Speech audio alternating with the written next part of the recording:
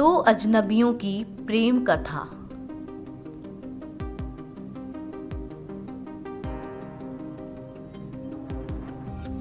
आकाश और सोना।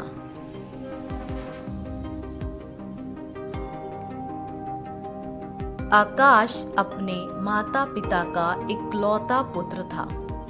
वह बहुत ही होशियार और हैंडसम था और वह एक अच्छे और अमीर परिवार से था। उसके माता पिता उससे बहुत प्रेम करते थे। वह उनकी जान था। वह उसकी हर इच्छा को पूरा करते थे और उसे हमेशा खुश रखते थे। आकाश खेलने कूदने में भी काफ़ी अच्छा हुआ करता था और वह लड़कियों की भी बहुत इज्जत करता था।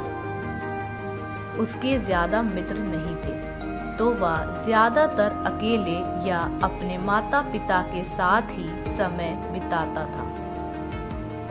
उसके कॉलेज में भी उसकी बड़ी मान थी। सब उससे बहुत प्यार करते थे। आकाश की पर्सनालिटी अच्छी होने के कारण बहुत सी लड़कियां उसकी ओर खींची चली आती थी, लेकिन आकाश को लड़कियों में ज़्यादा इंटरेस्ट नहीं था, तो एक भी लड़की उसकी दोस्त नहीं थी। वह अपनी खुद की गाड़ी लेकर कॉलेज जाता था।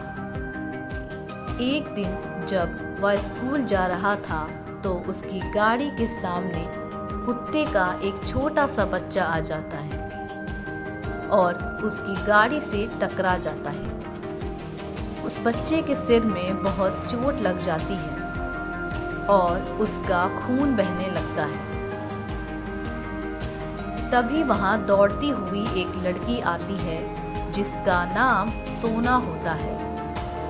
वह उसी के कुत्ते का बच्चा होता है जिसका नाम लियो था। वह लियो से बहुत प्रेम करती है। वह उसका बिल्कुल अपने बच्चे की भांति ध्यान रखती है। सोना रोने लगती है। उसकी आंखों से आंसू ही नहीं रुकता। वह जल्दी से उसे अपनी गोद में उठा लेती है और अस्पताल भागने लगती है। तभी आकाश उसे अपनी गाड़ी पर बैठने को कहता है कि मैं तुम्हें अस्पताल छोड़ देता हूँ, जल्दी बैठो। सोना कुछ भी न सोचती न समझती, बस उसकी गाड़ी पर लियो को लेकर जल्दी से बैठ जाती है और वह दोनों अस्पताल की ओर चल पड़ते हैं। लियो काफ़ी घायल हो चुका होता है और सोना भी काफ़ी परेशान रहती है। वहाँ के डॉक्टर लियो को देखते हैं और उसका इलाज करते हैं।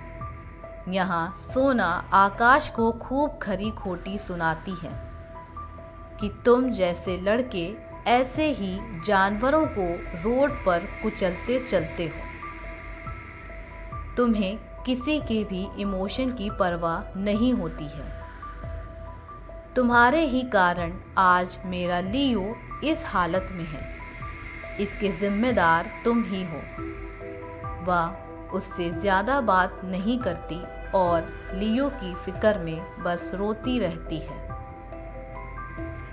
आकाश सोना की हालत देखकर समझ जाता है कि सोना के लिए लियो उसकी जान है। कहीं ना कहीं लियो की जान सोना में बसती है। वह सोना से माफ़ी मांगता है और उससे कहता है कि मैंने ये सब जानबूझकर नहीं किया है। लियो अचानक ही मेरी गाड़ी के सामने आ गया।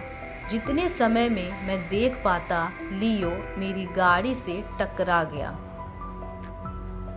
लियो का अफसोस मुझे भी है। आकाश लियो के इलाज के लिए उसकी सारी ज़रूरतों का सामान लेकर आता है और जब तक लियो होश में नहीं आता तब तक आकाश भी सोना के साथ ही रुकता है। वह सोना को आश्वासन देता है कि लियो जल्दी ही ठीक हो जाएगा। रोते रोते सोना की वहीं आंख लग जाती है। आकाश वहीं सोना का ध्यान रखता है। कुछ देर में लियो को लेकर डॉक्टर बाहर आते हैं और कहते हैं कि लियो अब पूरी तरह से ठीक है। आकाश सोना को लेकर उसके घर उसे छोड़ने के लिए जाता है और उससे एक बार फिर से माफ़ी मांगता है। अगले दिन आकाश फिर सोना के घर उससे और लियो से मिलने जाता है, तो वहाँ उसे मालूम पड़ता है कि सोना के पिता का उसके बचपन में ही देहांत हो गया था। यह सुनकर उसे बहुत अफसोस होता है। सोना और आकाश दोनों लियो के साथ खूब खेलते और उसे प्यार करते हैं। सोना की माँ को भी आकाश एक अच्छा लड़का लगता है। जब भी वह उनके घर आता, वह उसके लिए अच्छे अच्छे पकवान बनाती। धीरे धीरे सोना और आकाश अच्छे दोस्त बन जाते हैं। सोना की माँ को घर खर्च चलाने में परेशानियाँ हो रही थी, तो सोना ने सोचा कि वह काम करके अपनी माँ की आर्थिक रूप से कुछ मदद कर सके। एक दिन आकाश सोना के घर आता है तो सोना वहाँ नहीं होती। उसकी माँ से पूछने पर उसे पता चलता है कि सोना बच्चों को पढ़ाने जाती है। जब सोना घर आती है तो उसके टेबल पर एक पैम्फलेट पड़ा होता है। वह पैम्फलेट उसे अच्छा लगता है तो वह कॉल करके उसकी जानकारी लेती है और उसे एक अच्छी नौकरी मिल जाती है। एक दिन वहाँ काम करते हुए सोना आकाश से मिलती है, तो आकाश कहता है कि मैं भी यहीं काम करता हूँ। अब वहाँ काम करने से दोनों एक दूसरे के साथ ज़्यादा से ज़्यादा समय बिताने लगते हैं और अपनी बातें शेयर करते हैं। एक दूसरे के साथ हंसी मजाक करते, एक दूसरे के साथ ज़्यादा समय बिताने से उन्हें एक दूसरे की आदत हो जाती है। एक दिन भी अगर सोना कंपनी ना आए तो आकाश से रहा ही न जाता और वह उसके घर चला जाता उससे मिलने। ऐसे ही दिन बीतता गया। सोना भी आकाश को बहुत चाहने लगी थी। एक दिन सोना कंपनी में काम कर रही होती है, तभी वो वहाँ उस कंपनी के ऑफिस में आकाश का चित्र देखती है, वो भी कंपनी के सीईओ के साथ। वहाँ के मैनेजर से पूछने पर उसे पता चलता है कि आकाश सीईओ का बेटा है। कुछ पलों के लिए तो वह थोड़ा थम जाती है, फिर वो आकाश से जाकर सारा सच पूछती है, तो आकाश उसे बताता है कि तुम्हारे घर इस कंपनी का पैम्फलेट मैंने ही रखा था। एक मित्र की तरफ से इसे एक उपहार समझो। मैं बस अपने मित्र की मदद करना चाहता था। सोना को आकाश का ये सब करना थोड़ा शर्मिंदा कर देने वाला लगा। उसे लगा कि आकाश उसकी प्रतिभा को कम जांच रहा है और उसे भावनात्मक रूप से ठेस पहुंचा रहा है। अगले दिन जब सोना कंपनी आती है तो वह आकाश को अनदेखा करने लगती है। पहले तो आकाश ज्यादा ध्यान नहीं देता, फिर कई दिन ऐसे ही गुजरते जाते हैं तो एक दिन आकाश जबरदस्ती सोना का हाथ पकड़कर उसे अपने ऑफिस में लेकर जाता है।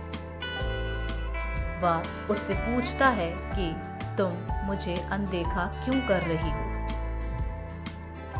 सोना उसे कुछ नहीं बताती और वहां से भागने लगती है, लेकिन आकाश उसे नहीं जाने देता।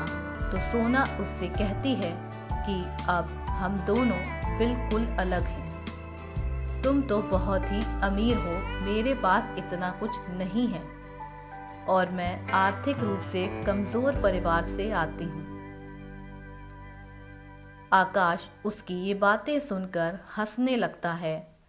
वह उससे कहता है कि मैं तुमसे बहुत प्रेम करता हूँ, तुम्हें किसी भी हाल में मैं खोना नहीं चाहता। वह उसे लेकर अपने घर जाता है और अपनी माँ से मिलवाता है। उसकी माँ को भी सोना बहुत पसंद आती है। कुछ दिन बाद ही वह उसके घर उसकी माँ से उसका हाथ मांगने अपने माता पिता के साथ वहाँ जाता है। उसकी माँ को तो आकाश पहले से ही अच्छा लगता था, तो वह भी इस रिश्ते के लिए मान जाती हैं।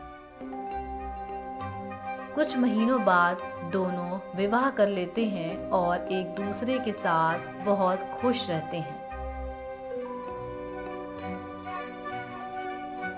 ऑथर तंजीला अंसारी।